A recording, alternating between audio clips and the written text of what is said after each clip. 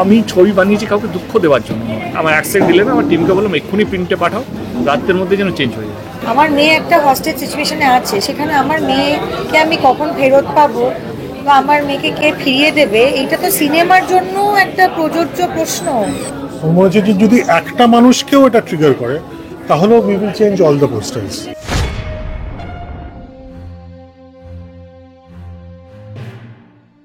আরজিকর আবহের সম্প্রতি টেক্কা ছবির একটি পোস্টার ঘিরে রীতিমতো শোরগোল পড়ে যায়। আমার মেয়েকে কে ফেরাবে সময়, এই পোস্টার ঘিরেই তৈরি হয় বিতর্ক।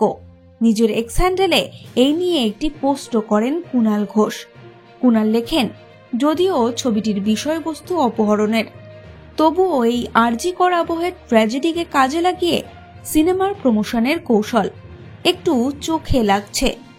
উৎসবে ফিরব না, অথচ সিনেমার পোস্টারে ফিরব, এটাও দ্বিচারিতা।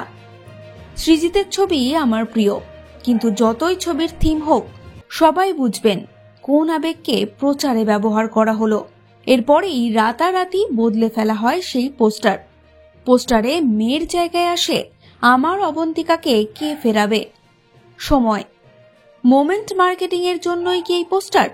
কি বলছেন স্বস্তিকা, সৃজিত এবং দেব? আমি আসলে জানতামই না যে এই পোস্টারটা বেরিয়েছে। আমাকে যখন সৃজিত বলল যে আমরা এই পোস্টারটা বেরিয়েছিল এবং আমরা এটা চেঞ্জ করে অন্য একটা বক্তব্য লিখে পোস্টার ছাড়ছি, তখন আমি জানতে পেরেছিলাম যে আগের পোস্টারটা কী ছিল এবং পোস্টারটা চেঞ্জ কেন করা হলো। কিন্তু আমার মনে হয় যারা শুধু আমার একার পোস্টারটা দেখে রিয়্যাক্ট করলো, তারা কিন্তু গোটাটা দেখেনি। এটা কিন্তু হচ্ছে মানে আমার কনভিনিয়েন্স অনুযায়ী আমি একটা সিলেক্টিভ জিনিস দেখে শুধু সেটাকে সোশ্যাল মিডিয়ায় পোস্ট করে সেটা নিয়ে একটা তর্ক বিতর্ক সৃষ্টি করছি। আমার মেয়েকে আমি কবে ফেরত পাবো সময়, বা আমার মেয়েকে কে ফিরিয়ে দেবে সময়। তো এই গোটাটা একটা প্রমোশন ছিল, বা এই গোটাটা একটা পোস্টার। যেরকম দেব বলছে যে আমার চাকরি কে ফেরত দেবে, রুক্মিণীর পোস্টারে লেখা ছিল সিস্টেম। প্রশ্ন উত্তরটা একসঙ্গে ছিল গোটাটা। সেখান থেকে যা বুঝলাম যে রুক্মিণীর ওই সময়ের কথাটা হাপিস হয়ে গেছে, শুধু আমাকে ফোকাস করে তর্ক বিতর্ক সৃষ্টি হচ্ছে। আর এটা আমি বারংবারই বলছি যে এইটার মধ্যে আমার ইন্টারফারেন্স নেই, বা এটা আমার কেন কোনো অভিনেতা অভিনেত্রীর এটা জায়গা নয় যে বলা বা জানা, বা আমাদের কাছে কিন্তু কোনো অ্যাপ্রুভালের জন্য কিছু আসে না যে এই পোস্টারটা কি দেওয়া হবে বা না দেওয়া হবে। আমি তখন দেখলাম যে নিশ্চয়ই আমরা একটা খুবই দুঃসময়ের মধ্যে দিয়ে যাচ্ছি, কিন্তু এই সিনেমাটাতে টেক্কাতে আমার মেয়েকে কিডন্যাপ করা হয়েছে। আমার মেয়ে একটা হস্টেজ সিচুয়েশনে আছে, সেখানে আমার মেয়েকে আমি কখন ফেরত পাবো বা আমার মেয়েকে কে ফিরিয়ে দেবে, এটা তো সিনেমার জন্য একটা প্রযোজ্য প্রশ্ন। কারণ ছবিটার তো গল্পটাই সেটা, যেখানে আমার মেয়ে কিডন্যাপ হয়। তো এই প্রশ্ন হচ্ছে আলাদা প্রশ্ন কি করা যেতে পারে।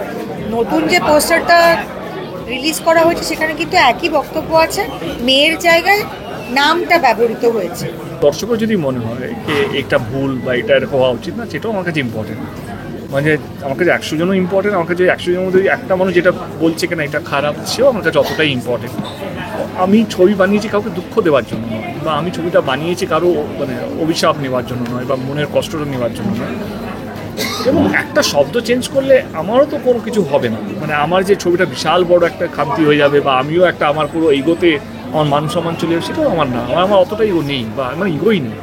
যদি কারো মনে হয়ে থাকে এটা ভুল, তো ঠিক আছে, we came back with the real character. আমি শ্রীজিৎকে বললাম কি ভাই আমার হচ্ছে এটা চেঞ্জ করা উচিত, and let's do it. I don't, আমার অ্যাক্সেপ্ট দিলে না, আমার টিমকে বললাম এক্ষুনি প্রিন্টে পাঠাও, রাতের মধ্যে যেন চেঞ্জ হয়ে যায়। হ্যাঁ, আমার টিম তারপর দিন রাত্রবেলা লাগিয়ে সকাল থেকে সব চেঞ্জ। সেটাও আমাদের মনে হচ্ছে ইন্টারঅ্যাক্টিভ পোস্টটা কোনোদিনও বাংলায় হয়নি, যে দুটো পোস্টে একটা প্রশ্ন একটা উত্তর থাকবে, এরকম ধরনের বাংলায় প্রমোশন আগে কোনোদিনও হয়নি। তো this was the idea, K let's do interactive design. এই ইন্টারঅ্যাক্টিভ মানে কথাবার্তা চলবে, লাইক দেল বি কোশ্চেন, দেল বি আনসার।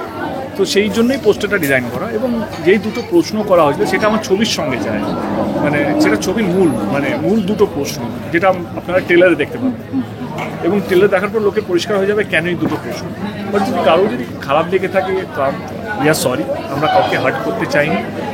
এখানে মেয়ে বলতে আমরা স্বস্তিকার মেয়ের কথা বলছি, মানে আমাদের গল্পের প্লটটাই তো মেয়ে। কিন্তু আমাদের খুব সেন্সিটিভ একটা সময়ের মধ্যে দিয়ে আমরা যাচ্ছি, তো সেই সেন্সিটিভ সময়ে দাঁড়িয়ে হয়তো এই শব্দটা বিশেষ করে এই মেয়ে শব্দটা কাউকে হয়তো ট্রিগার করলেও করতে পারত। মানে আমি বলছি যে এটা যদি শুধু তিলোত্তমার বাবা মাকেও ট্রিগার করতো, সেটাই আমার মনে হয় যথেষ্ট, কারণ সবকটা পোস্টার নামিয়ে দেয়। It doesn't need to affect anyone else. So আমার আর ভেবে সেটাই মনে হচ্ছে যে একটা মানুষকেও যদি ট্রিগার করে, this is something which we should change. আর এক্ষেত্রে তো মোমেন্ট মার্কেটিং করা সম্ভব না, একটা 6 মাস আগের লেখা একটা গল্প শ্যুট করা, তো everything is ready, the campaigns are ready. আর moment marketing I don't think is a very ethical thing. এই পোস্টার যে মোমেন্ট মার্কেটিং এর জন্য নয় তা স্পষ্ট জানিয়েছেন সৃজিত দেব এবং স্বস্তিকা। তবে কি এই মোমেন্ট মার্কেটিং? মোমেন্ট মার্কেটিং মানুষের উপর কতটা প্রভাব ফেলতে পারে জানাচ্ছেন জনপ্রিয় বিজ্ঞাপন সংস্থার সিইও সিদ্ধার্থ রায়। একটু ঘড়িটাকে যদি আমরা পেঁচিয়ে নিয়ে যদি বহু বছর ফেরত যাই, মানে হয়তো 70-এর দিকে ফেরত যাই, তাহলে একটি ব্র্যান্ড খুব আউটস্ট্যান্ডিংলি মোমেন্ট মার্কেটিং করে আমাদের মনে একটা বিরাট দাগ কেটেছে, এবং সেটাকে ওরা খুব ইন্টারেস্টিংলি ওদের ব্র্যান্ডের সঙ্গে রিলেট করতে পেরেছে। মোমেন্টটা যদি ব্র্যান্ডের সঙ্গে রিলেট না করে, তাহলে লোকে মোমেন্টটা হয়তো মনে রাখবে, ব্র্যান্ডটাকে ভুলে যাবে। এটা একটা ব্র্যান্ডের সবসময় রিস্ক থাকে। তো আজকের সার্কামস্ট্যান্সে ফেস্টিভ বিজ্ঞাপনটা কোথাও ফেস্টিভিটি অ্যান্ড অ্যাওয়ারনেস এর মাঝামাঝি হওয়া উচিত আমার মনে হয়। একটা অনেক অন্য কনটেক্সটে হয়তো বললে বেটার হতো। ওরা যে কারেকশনটা করার পরে তারপর তো আর ট্রোলিং হয়নি না, সো দেয়ারফর ওটাই যদি ফার্স্ট টাইম হতো তাহলে ট্রোলিংটা হতো না। ছবির কথা মাথায় রেখে এই পোস্টার, তবুও বর্তমান পরিস্থিতির সঙ্গে কোথাও পোস্টার মিলে গিয়েই তৈরি হয় বিতর্ক। পরে পোস্টার বদলেই অবশ্য থেমেছে সেই বিতর্কের ঝড়। এই সময় অনলাইন।